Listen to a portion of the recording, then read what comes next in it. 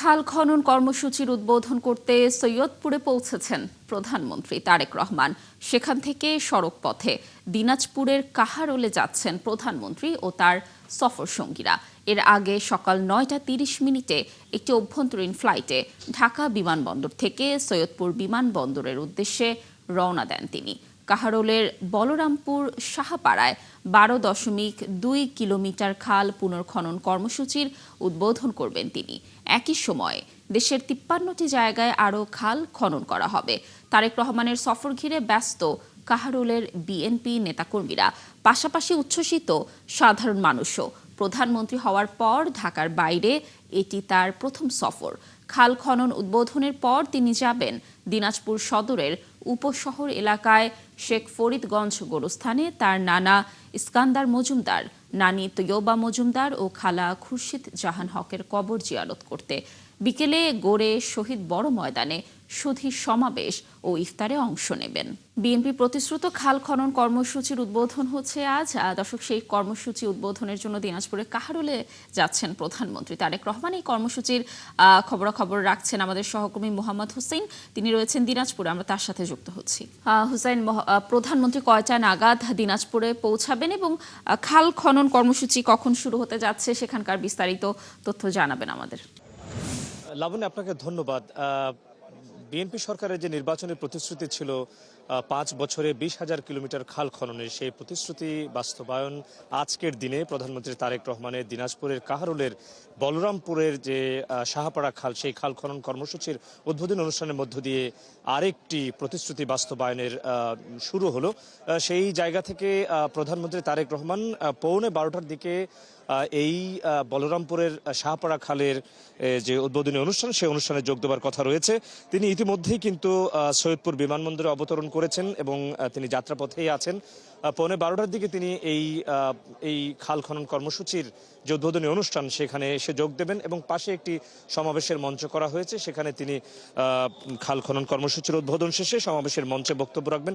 এরই মধ্যে কিন্তু সাধারণ মানুষ এসে জড়ো হয়েছেন এবং এই কর্মসূচিতে যোগ দেবার জন্য সর্বস্তরের মানুষ কিন্তু তাদের কোদাল কিংবা খাল খননের অন্যান্য যে সরঞ্জাম রয়েছে, সেই সরঞ্জামগুলো নিয়ে তারা কিন্তু অপেক্ষা করছেন প্রধানমন্ত্রীকে বরণ করবার জন্য। এবং এটি নিঃসন্দেহে বিএনপি সরকারের একটি বড় কর্মযজ্ঞ বলা যায়, কারণ ১৯৭৭ সালে শহীদ রাষ্ট্রপতি জিয়াউর রহমান তিনি কিন্তু খাল খনন কর্মসূচির শুরু করেছিলেন এবং তার যে সময়কাল, সেই সময়কালে তিনি ৩,৬৩৬ কিলোমিটার খাল খনন করেছিলেন।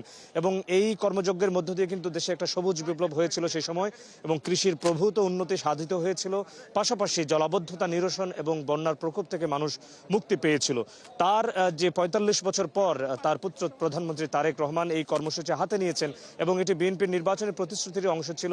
সেই কর্মসূচিতে যোগ দেওয়ার জন্য তারেক রহমান এই দিনাজপুরের কাহারোল উপজেলার বলরামপুরের এই খালে তিনি আসবেন। এই যে শাহপাড়া খাল, সেই খাল খননের তিনি আসবেন এবং এখানে এসে তিনি সাধারণ মানুষদেরকে সম্পৃক্ত করে খাল খনন কর্মসূচিতে অংশ নেবেন।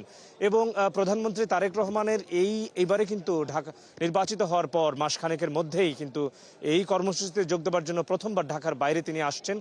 এবং এখানকার সাধারণ মানুষের সাথে কথা বলেছি। এখানে আসলে জলাবদ্ধতার একটি সমস্যা রয়েছে এবং এখানে যেহেতু কৃষিভিত্তিক একটা অর্থনীতির একটা বড় সম্ভাবনা রয়েছে এবং এখানকার মানুষের মধ্যে কৃষি নিয়ে একটা বড় আগ্রহের জায়গা রয়েছে এবং কৃষিতে মানুষের সম্পৃক্ততা অনেক বেশি। ফলে এই খাল খনন কর্মসূচির মধ্য দিয়ে কিন্তু একটা সবুজ বিপ্লব হবে এবং এই যে খালটি তিনি খনন করবেন, এটি মূলত পুনঃখনন করবেন।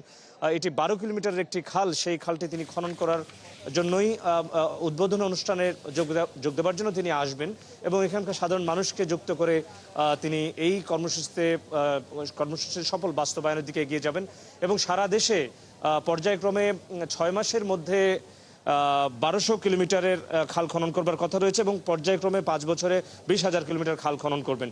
এবং তিনি কিন্তু এখনো পর্যন্ত যাত্রাপথে আছেন। প্রধানমন্ত্রী আসতে পরে খাল খননের কর্মসূচির বিস্তারিত আপনাকে জানাতে পারবো। কানিজ লাবণী, এই ছিল আমার কাছে দিনাজপুরের কাহারোল থেকে প্রধানমন্ত্রীর কর্মসূচি থেকে সবশেষ খবর। হোসেন, ধন্যবাদ আমাদের সাথে যুক্ত থাকার জন্য। আপনি থাকুন সেখানে, নিশ্চয়ই আমরা এই কর্মসূচির আরও তথ্য পরবর্তী সংবাদ সঞ্চারগুলোতে আপনার মাধ্যমে দর্শকদেরকে জানাতে পারবো। ছাত্রদল কেন্দ্রীয় কমিটির মেয়াদ শেষ হওয়ায় নতুন কমিটি গঠনকে তোড়জোড় শুরু করেছে বিএনপির হাইকমান্ডে। ঈদের আগেই কি আসছে নতুন ঘোষণা নাকি ঈদের পর? এ নিয়ে আলোচনা বিশ্ববিদ্যালয় থেকে সারা দেশের স্থানীয় পর্যায়ের নেতাকর্মীদের মধ্যে। রাজপথের পরীক্ষায় উত্তীর্ণরাই নেতৃত্বে আসছেন ছাত্র দলের আগামীর নেতৃত্বে, এমনই আশাবাদ ছাত্র নেতাদের। দর্শক, বিস্তারিত সাজিদ সরকারের প্রতিবেদনে। জাতীয়তাবাদী দল বিএনপির ভ্যানগার্ড হিসেবে পরিচিত ছাত্রদল, আর ছাত্রদলের নতুন কমিটি গঠন নিয়ে ইতোমধ্যেই রাজনৈতিক অঙ্গনে শুরু হয়েছে ব্যাপক গুঞ্জন। বর্তমান কমিটির মেয়াদ শেষ হওয়ায় গতিশীল নেতৃত্ব খুঁজছে দলের হাইকমান্ড। বিগত 17 বছরের সংগ্রাম আর 24-এর গণ অভ্যুত্থান কার কতটুকু ভূমিকা ছিল তা আলোচনার কেন্দ্রবিন্দুতে।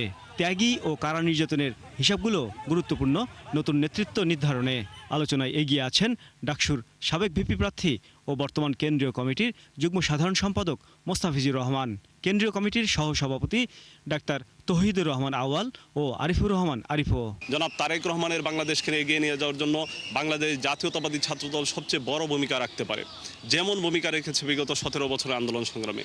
এই 17 বছরের আন্দোলন সংগ্রামে আমাদের অসংখ্য ভাই শহীদ হয়েছে, আমাদের অসংখ্য ভাই নির্যাতিত হয়েছে, অসংখ্য ভাইকে আপনার পঙ্গুত্ব বরণ করতে হয়েছে। আজকে যে আমি ডাক্তার আউয়াল আপনার সামনে কথা বলছি, এটা হলো তারেক রহমানের আশীর্বাদ পুষ্ট, যে উনি নিজে স্নেহ করেন বলেই 4টা কমিটিতে আমার থাকার সুযোগ হয়েছিল টানা। এবং আমি যদি কোনো ভুল করে থাকি সেগুলো পরিমার্জন করার চেষ্টা করব আগের ভুল থেকে, সেখান থেকে শিক্ষা নেব। যেই রাজনীতি দীর্ঘ 17 বছর শিক্ষা প্রতিষ্ঠান দেখেছে, শিক্ষার্থীরা দেখেছে, ছাত্ররা দেখেছে, শিক্ষকরা দেখেছে, সেটার বিপরীতে আমরা সৃজনশীল ইতিবাচক রাজনীতি শুরু করেছি। আপনি দেখবেন আমাদের এই বর্তমান সরকার গঠন করার পরে একটি ক্যাম্পাসেও আমরা হল সিট ভিত্তিক রাজনীতি নোংরা রাজনীতি শুরু করিনি।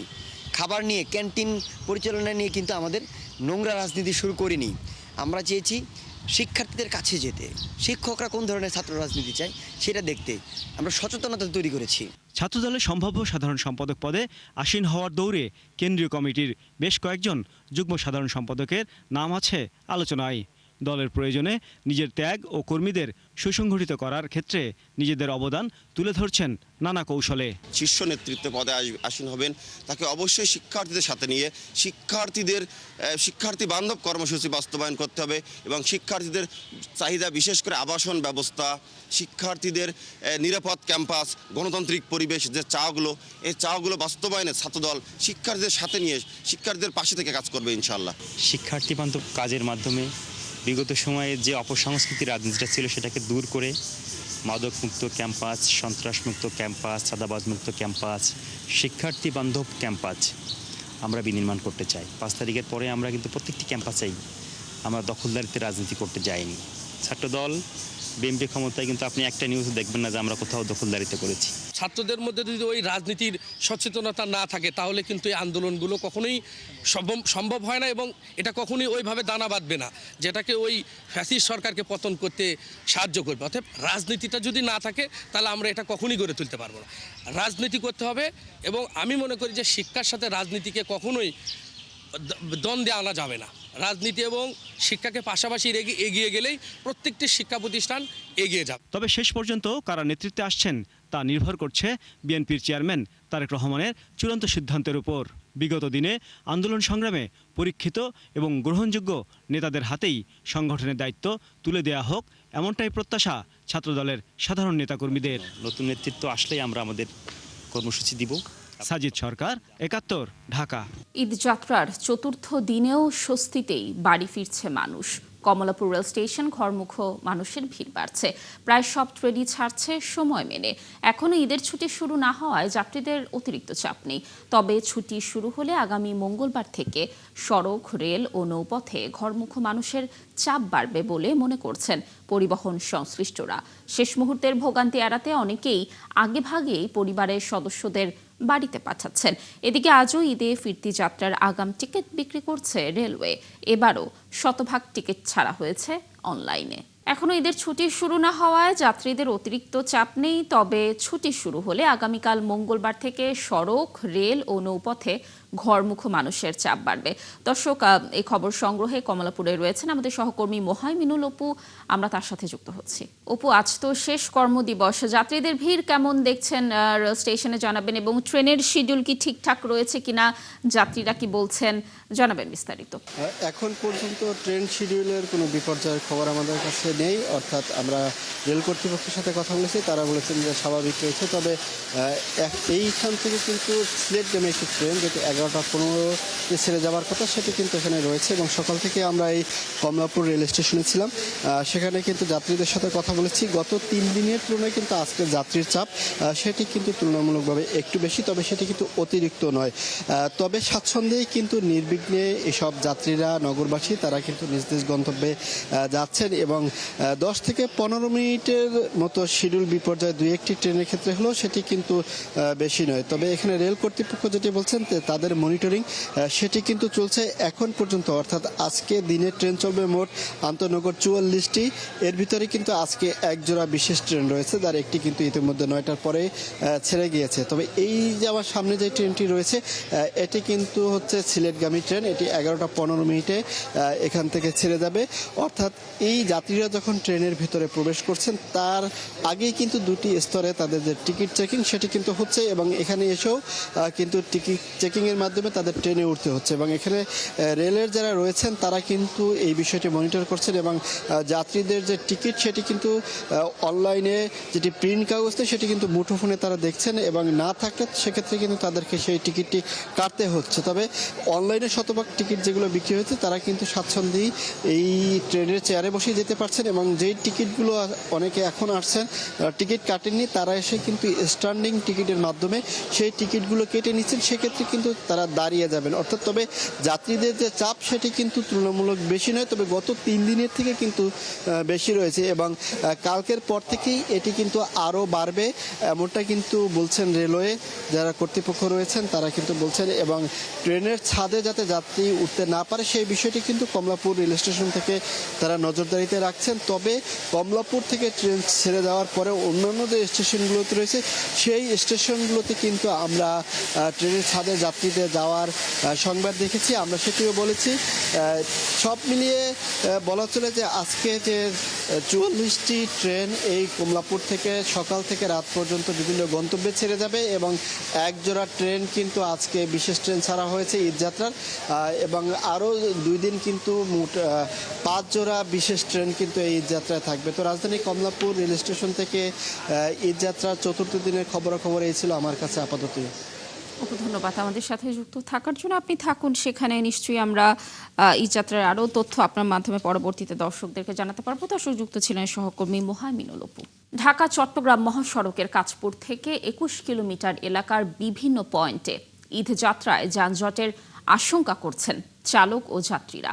তারা বলছেন যেখানে সেখানে গাড়ি পার্কিং, সড়কে অবৈধ স্থাপনার কারণে এখনই যানজট থাকছে। তার উপর জ্বালানি তেল সংকটের কারণে মহাসড়কের পাশের প্রতিটি পেট্রোল পাম্পে এক পাশ দখল করে রয়েছে যানবাহনের দীর্ঘ লাইন। এতে ভোগান্তিও বাড়ছে। ঈদযাত্রায় এই ভোগান্তি আরও বাড়ার শঙ্কা করছেন তারা।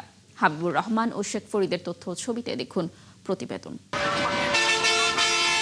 দেশের 37টি জেলার প্রবেশদ্বার নারায়ণগঞ্জের কাঁচপুর, আর ব্যস্ততম মহাসড়ক ঢাকা চট্টগ্রাম মহাসড়ক, যেখান দিয়ে প্রতিদিন অন্তত 30,000 যানবাহন চলাচল করে। এই মহাসড়কের নারায়ণগঞ্জ অংশের বিভিন্ন পয়েন্ট ঘুরে দেখা গেছে এবার সাইনবোর্ড থেকে সোনারগাঁওয়ের মেঘনা টোল প্লাজা পর্যন্ত মোট 21 কিলোমিটার অংশে যানজটের সংখ্যা রয়েছে, যার মূল কারণ সড়কের মাঝখানে যেখানে সেখানে গাড়ি পার্কিং, যাত্রী ওঠানামা করানো এবং ধীর গতির লেনে অবৈধ স্থাপনা। ভাঙ্গা আবার কাজ ধরেছে ঈদের সময়, মানে যে যানজট এই কারণে আরো যাওয়াটা পসিবল হচ্ছে না। আমরা যে সময়টা নিয়ে বাড়ি যাওয়ার চিন্তা ভাবনা করি, মাঝে মধ্যে হচ্ছে আমরা ওই সময়টার ভিতরে বাড়ি যেতে পারি না, এবং ঈদের দিন ঠিকমতো বাড়ি যেতে পারি না রাস্তাঘাটের অবস্থার জন্য। আমরা কাশপুর থেকে বেরোয়েছি, কাশপুর থেকে আসতে আমাদের এই পর্যন্ত আসতে 40 থেকে 50 মিনিট সময় লেগে গেল। যানজটটা খুবই, গাড়িগুলো চলে যাওয়ার কারণে গাড়িগুলো জমাট হয়ে যায়, জমাট হওয়ার কারণে গাড়িগুলো চলাচল একটু ধীর গতির হওয়ার কারণে যানজট সৃষ্টি হয়। এছাড়া নতুন করে জ্বালানি সংকট তৈরি হওয়ায় পেট্রোল পাম্প জুড়ে যানবাহনের সারি তৈরি হয়ে বাড়ছে যানজট।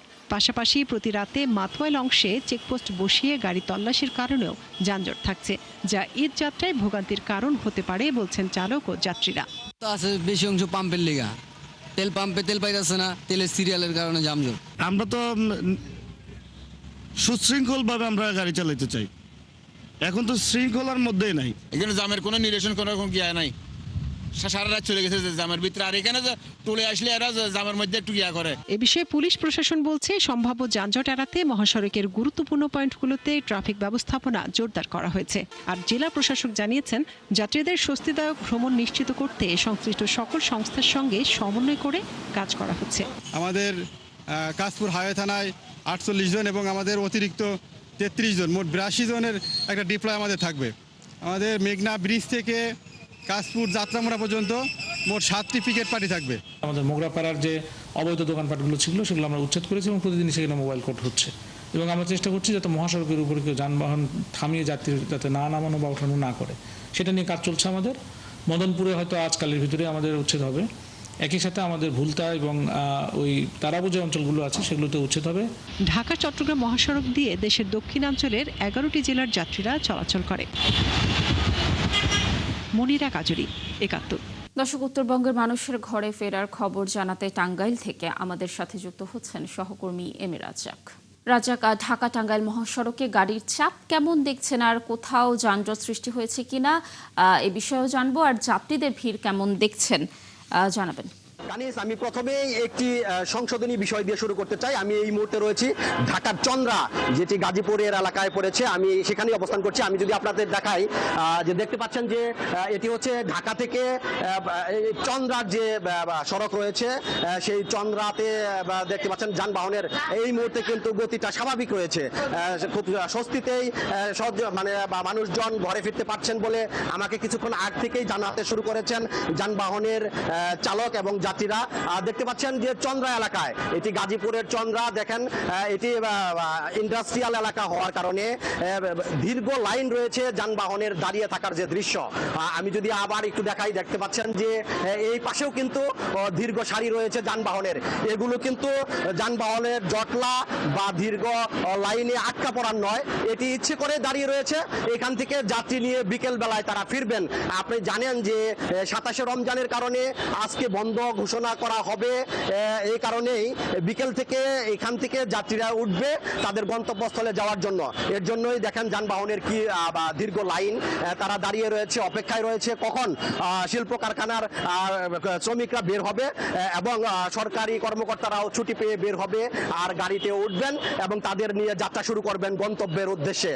এই মুহূর্তে যেটি দেখতে পাচ্ছেন, এটি হচ্ছে ঢাকা থেকে ছেড়ে আসা যানবাহন টাঙ্গাইলের দিকে যাওয়া অথবা উত্তরের দিকে যাওয়ার যে দৃশ্য, সেই দৃশ্য আপনাদের দেখানোর চেষ্টা করছি। দেখতে পাচ্ছেন যে যানবাহনগুলো কোনো দীর্ঘ সারি বা যানজটের যে দৃশ্য সেটি কিন্তু নেই। যানবাহন খুব স্বাভাবিক গতিতে চলছে। তবে যেটি দাঁড়ানোর দৃশ্য আমি আগেই বলেছি, যেটি দাঁড়িয়ে রয়েছে যে সকল যানবাহন, এগুলো কিন্তু যাত্রী নেওয়ার জন্য দাঁড়িয়ে রয়েছে, অপেক্ষায় রয়েছে কখন ছুটি হবে আর কখন তারা গাড়িতে এসে বসবেন এবং তাদের নিয়ে ছেড়ে যাবেন। আমি যদি আরেকটু দেখাই এই দৃশ্যটি, এটি হচ্ছে ঢাকা থেকে টাঙ্গাইলমুখী যে লেন রয়েছে, সেই টাঙ্গাইলমুখী লেনের যে দৃশ্য, এটি চন্দ্রার যে গুলচত্বর রয়েছে সেই চন্দ্রার গুলচত্বরের দৃশ্য। আরেকটি দৃশ্য আমি আপনাদের দেখাতে চাই, এটি ঢাকা থেকে গাজীপুর ভুগরা বাইপাস হয়ে এই চন্দ্রা হয়ে যাবেন উত্তরের পথে। এই সড়কও কিন্তু দেখেন যানবাহনের তেমন কোনো দীর্ঘ লাইন বা যানজটের দৃশ্য এখানে চোখে পড়েনি। যানবাহন খুব স্বাভাবিক গতিতে চলছে, যাত্রীরা যেতে পারছে তাদের গন্তব্যস্থলে। এখন পর্যন্ত যানবাহন। রাজাক, ধন্যবাদ আমাদের সাথে যুক্ত থাকার জন্য। দর্শক, ঈদ যাত্রা শুরু হয়ে গেছে। ঢাকা চন্দ্রা মহাসড়কের সর্বশেষ তথ্য জানাচ্ছিলেন আমাদের সহকর্মী। ঈদের আগে শেষ কর্মদিবস আজ। আগামীকাল থেকে শুরু হচ্ছে ঈদ উল ফিতরের টানা 7 দিনের ছুটি। শেষ কর্মদিবস থাকায় সকালবেলায় আজ রাজধানীর সড়কে দেখা গেছে যানবাহনের ভিড়। আজ অফিস শেষে অনেকেই বাড়ির উদ্দেশ্যে রাজধানী ছাড়বেন। স্কুল কলেজ আগেই ছুটি দেয়, অনেকের পরিবার আগেই নিজ নিজ বাড়ি গেছেন। এদিকে শেষ মুহূর্তের কেনাকাটার জন্য রাজধানীর শপিং মল ও সেন্টারের আশপাশে বেশ ভিড় দেখা গেছে। চাঁদ দেখা সাপেক্ষে 21 মার্চ পবিত্র ঈদ উল ফিতর উদযাপিত হতে পারে। সম্ভাব্য এই তারিখ ধরে আগেই 19 থেকে 23 মার্চ পর্যন্ত 5 দিনের ছুটি তারিখ নির্ধারণ করা হয়েছে। আজ পবিত্র লাইলাতুল কদর। সোমবার সন্ধ্যার পর থেকে শুরু হবে শবে কদরের রজনী। যথাযোগ্য ধর্মীয় মর্যাদা ও ভাবগাম্ভীর্যর পরিবেশে সারা দেশে পবিত্র শবে কদর পালিত হবে। রমজান মাসে লাইলাতুল কদরে পবিত্র আল কোরআন নাজিল হয়েছিল, তাই মহান আল্লাহর প্রতি শুকরিয়া আদায়ে ধর্মপ্রাণ মুসলমানরা দিবাগত রাতে মসজিদ সহ বাসা বাড়িতে এবাদত বন্দেগিতে মশগুল থাকবেন। এ রাতে মুসলমানরা নফল নামাজ আদায়, পবিত্র কোরআন তেলাওয়াত, জিকির আসকার, দোয়া, মিলাদ মাহফিল ও আখিরি মোনাজাত করবেন। জাতীয় মসজিদ বায়তুল মুকাররম সহ দেশের সব মসজিদে রাতব্যাপী ওয়াজ মাহফিল, ধর্মীয় বয়ান ও আখিরি মোনাজাতের আয়োজন করা হয়েছে। পবিত্র শবে কদর উপলক্ষে আগামীকাল সরকারি ছুটি রয়েছে। সহযোগী সদস্য হওয়ার জন্য গার্মেন্টস ব্যবসায়ীদের সংগঠন বিজিএমইএ যে বিজ্ঞপ্তি দিয়েছে, বাইং হাউসগুলোর জন্য তা মর্যাদাহানিকর। এর বিরোধিতা করে বাইং হাউস অ্যাসোসিয়েশন বিজিবিএ বলছে তারা বাণিজ্য মন্ত্রণালয়ের নিবন্ধিত একটি স্বতন্ত্র সংগঠন। অন্যদিকে বিজিএমইএ বলছে ব্যবসায় শৃঙ্খলা আনতে এই বিজ্ঞপ্তি। তবে এ নিয়ে বিরোধ থাকলে আলোচনার মাধ্যমে সমাধান চান উভয় পক্ষই। জাহিদুল ইসলামের প্রতিবেদন। পোশাক খাতের প্রায় 30% রপ্তানি ক্রয়াদেশ আসে বাইং হাউসগুলোর মাধ্যমে, যা সরাসরি রপ্তানি হয় প্রস্তুত করা গার্মেন্টস থেকেই। বাকি 70% রপ্তানি হয় অন্য দুই সংগঠন বিজিএমইএ এবং বিকেএমইএ এর সদস্য গার্মেন্টসগুলোর মাধ্যমে। এই 3 সংগঠনই বাণিজ্য মন্ত্রণালয়ের নিবন্ধনপ্রাপ্ত। বৃহস্পতিবার এক বিজ্ঞপ্তিতে বিজিএমইএ জানায়, এখন থেকে ব্যবসা করতে হলে বাইং হাউসগুলোকে তাদের সহযোগী সদস্য পদ নিতে হবে। সংগঠনটির দাবি, এতে বিরোধ নিষ্পত্তি সহজ হবে এবং ব্যবসায়ও শৃঙ্খলা ফিরবে। লট অফ আরবিট্রেশন কেস হচ্ছে, লট অফ মিসআন্ডারস্ট্যান্ডিং হচ্ছে, অনেক কিছু হচ্ছে, কিন্তু এই মিসআন্ডারস্ট্যান্ডিংগুলো কিন্তু আমরা সমাধান করতে পারতেছি না, কারণ ম্যাক্সিমাম বাইং হাউসের মেম্বাররা কিন্তু আমাদের এখানে মেম্বার না। সেই কারণে আমরা যখন আরবিট্রেশনে ডাকি তারা আসে না, এবং এটা কিন্তু আমাদের ব্যবসাটা সহজতর করা এবং আরও ভলিউম বাড়াবার জন্য এই কাজটা করা হয়েছে। বাইং হাউস অ্যাসোসিয়েশন বিজিবিএ বলছে, বিরোধ থাকলে আলোচনার মাধ্যমে সমাধান সম্ভব। বরং সমমর্যাদার হয়েও সহযোগী সদস্যপদ নেওয়ার বিজ্ঞপ্তি দিয়ে বাইং হাউস অ্যাসোসিয়েশনকে হেয় করেছে বিজিএমইএ। সমস্যার সমাধানগুলো আমরা জয়েন্ট আরবিট্রেশনের মাধ্যমেই করতে পারি, এবং বিকিমিওকেও সাথে করে নিয়ে আমরা 3টে জয়েন্ট আরবিট্রেশন করতে পারি, এবং সেটা আরও বেশি কার্যকরী হবে। আমরা আমাদের স্বতন্ত্রভাবে কাজ করছি, আমরা বসে এটা একটা সমঝোতায় আসলে দেখবেন এটা শুরু হবে। এফবিসিসির সাবেক সভাপতি বলছেন, বাণিজ্য আইনে একই মর্যাদার দুটি সংগঠন একে অপরের সহযোগী হতে পারে না। আমি যতটুকু জানি যে একটা অ্যাসোসিয়েশন, ম্যানুফ্যাকচারিং অ্যাসোসিয়েশন একটা ট্রেডিং কোম্পানিগুলিকে তাদের মেম্বার করতে পারে না। 2 নম্বর হচ্ছে বিজিএমই যেরকম একটা অ্যাসোসিয়েশন, বাইং হাউসও একটা অ্যাসোসিয়েশন, বাইং হাউস অ্যাসোসিয়েশন একটা অ্যাসোসিয়েশন, সেখানে তারা একটা অ্যাসোসিয়েশনের মেম্বার হওয়া যায় না। ফেডারেশন ছাড়া কোনো বাণিজ্যিক সংগঠন একে অপরের সহযোগী হওয়ার নজির এবং সুযোগ নেই বলেও জানান এই ব্যবসায়ী নেতা।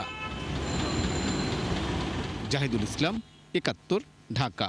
দর্শক, চলছে সংবাদ সংযোগ। সরাসরি সংবাদ অনুষ্ঠান দেখতে চোখ রাখুন 71-এর ফেসবুক পেজ এবং সাবস্ক্রাইব করুন 71-এর ইউটিউব চ্যানেল। 71-এর সাথে থাকুন।